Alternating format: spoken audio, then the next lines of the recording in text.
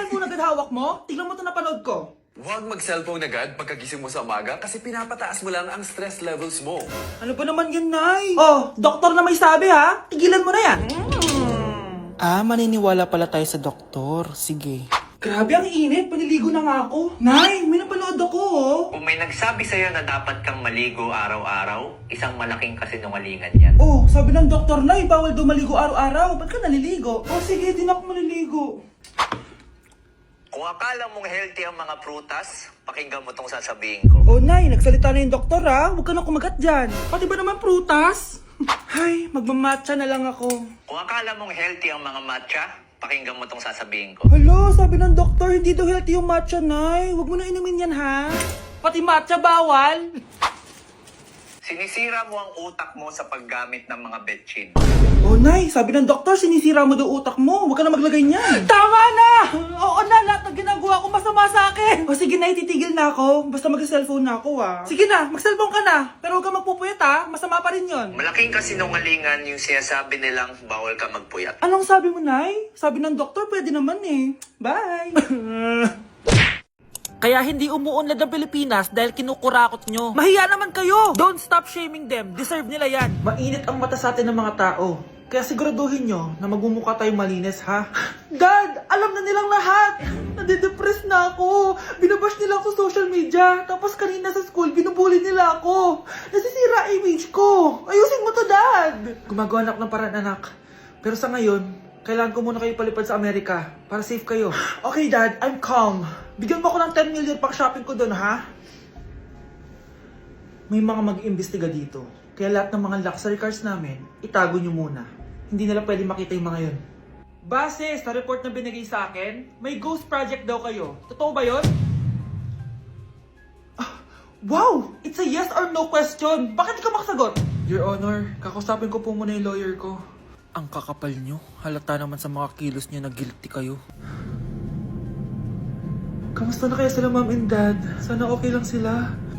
Nawala sa garahe ang 10 sa 12 luxury cars. Pati mga sasakyan tumakas na. Hindi kami papayag na hindi kayo mananagot. Hindi kami mananahimik sa issue na to. OMG, grabe yung baha, oh. For sure, marami naman nakurakot si Dad. Paldo! Oh, Cheska, ba't ang aga mo? Di ba traffic kasi baha? Ay, opo, ma'am. Baha nga po eh. Kaya pinag-helicopter na ako ni Daddy para safe ako. Kawawa nga po yung mga tao eh. Wow, sana all. Yes, Daddy? Opo, nandito na po ako sa school. Yung baon ko 1 million ha. Send mo na. Ha? 1 million yung baon niya? No! Binasa mo yung Chanel bag ko! Sorry, Cheska. Alam mo ba kung magkano to, ha? 600,000 to! Mas mahal pa to sa bahay nyo! Napakamahal naman yan. Whatever. Papabili na lang ulit ako. Salamat ka, mabait ako. Nahiya naman tong 300 peso na bag ko. Be, tara sa kantin. Nag-crave ako ng siomay tsaka ng kwek-kwek. Tara.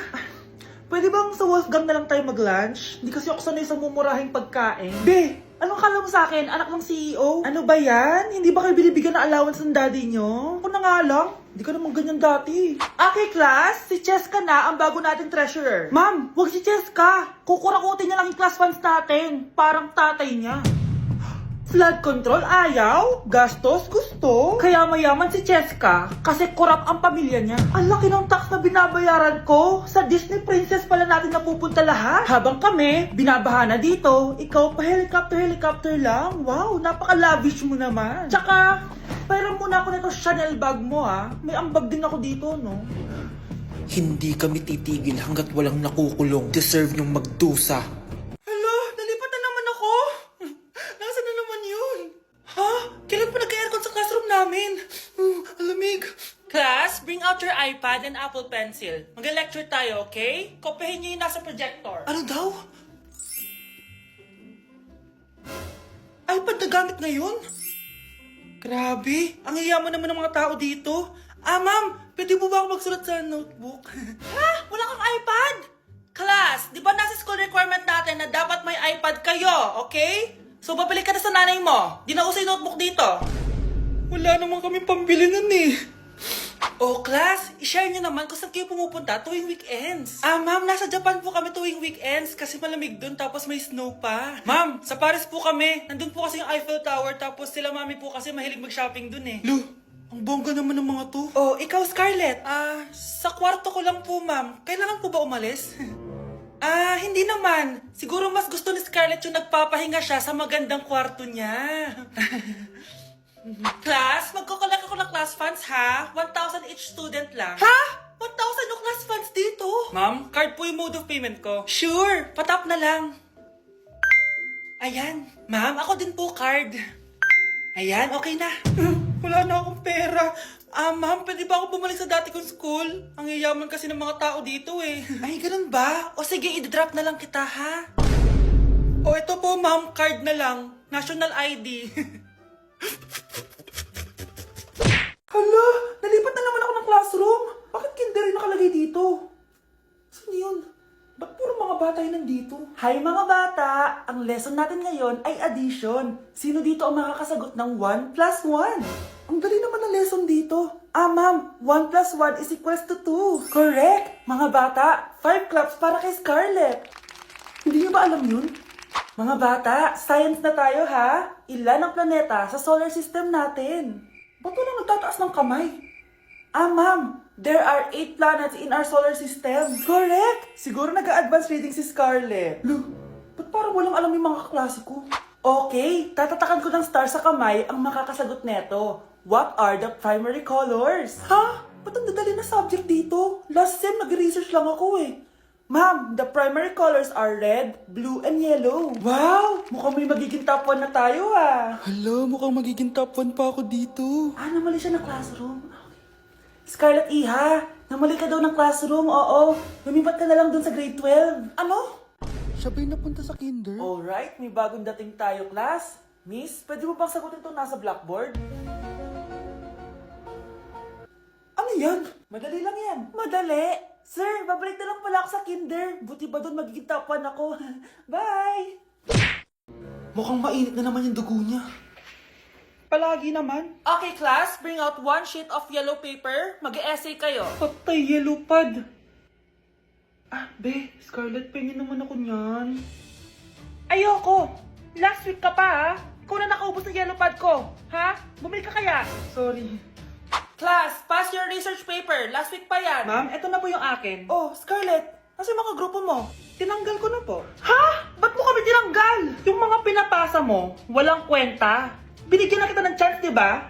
At ikaw naman, Samantha, hindi ka naman nag-send ng GC, di ba? Oh, kayong dalawa. Gumawa kayo ng sarili nyo research, ha? Bes, paano na tayo niyan? Pinapainit niya talaga dugo ko Bakit kaya palagi mainit yung dugo ni Scarlett? Baka mabigat lang yung pinagdadaanan niya, be.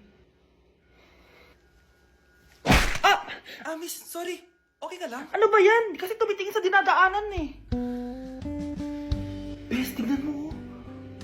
Bulag ka ba, ha? Kita mong dumadaan ako dito tapos babanggain mo ako? Wow! Maldita ka! Kala mo di kita papatulan? Oh, bakit? Porket cute ka? Porket type kita? Ayun, love life lang pala kailangan niya. Nakakakilig sila, bes. Type niya daw ako. Nakakainis, ba't ko ba nasabi yun?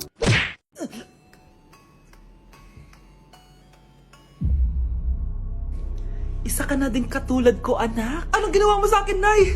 Kakaiba yung nararamdaman ko. Gusto mo malaman ang totoo, di ba? Isa akong diwata mula sa mundo ng Encantasia.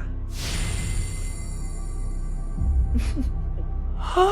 At isa sa kapangyarihan ko ay ang manipulahin ang picture na nasa cellphone mo. Bakit di mo lang sinabi sa akin, Nay? Dahil ngayon ang tamang panahon, anak. At nasa katawan mo na ang kapangyarihan na para sa'yo. Pero paano ko malalaman kung ano yung kapangyarihan ko? Ikaw ang tutuklas niyan, anak. Ano kaya magiging kapangyarihan ko? Baka nagiging invisible ako.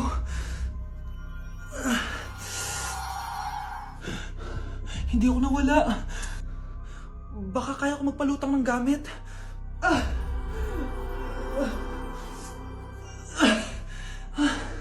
Hindi lumutang. Ang hirap naman neto. Baka kaya ko tumagos sa pintuan.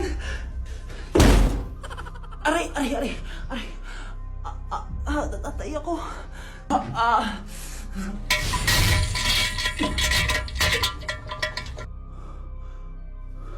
Ano yun?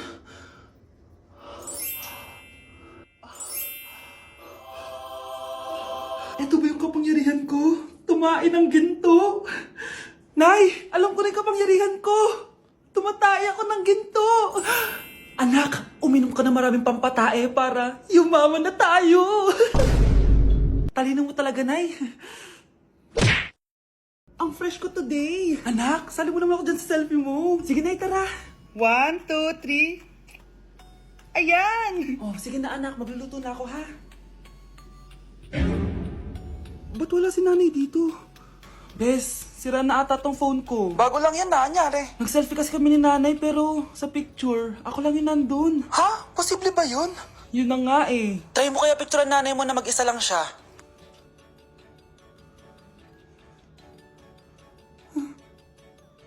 Wala talaga siya. Anay, bakit mo ako pinipicturean, anak? Sabihin mo sa akin yung totoo, Nay. Ano ka ba? Bakit hindi kita makita sa mga picture? Ha? Patingin? Oh, nandito naman ako ah. Ano sinasabi mo, anak? Alam mo, anak, kumain ka na doon. Gutom lang yan. Scarlett, mag-ingat ka sa nanay mo. Ha? Bakit po, tita? May malalim na dahilan kung bakit hindi siya nakikita sa picture. Alam niyo po yung tungkol doon? Sige na, baka makita pa ako ng nanay mo. Kaaway ako nun. Tita! Oras na para malaman mo kung sino ka talaga, Scarlett. Mukha ka na namang stress, anak. O eto, mawawala yung iniisip mo. Ano to, Nay? Gatas lang yan, ano ka ba?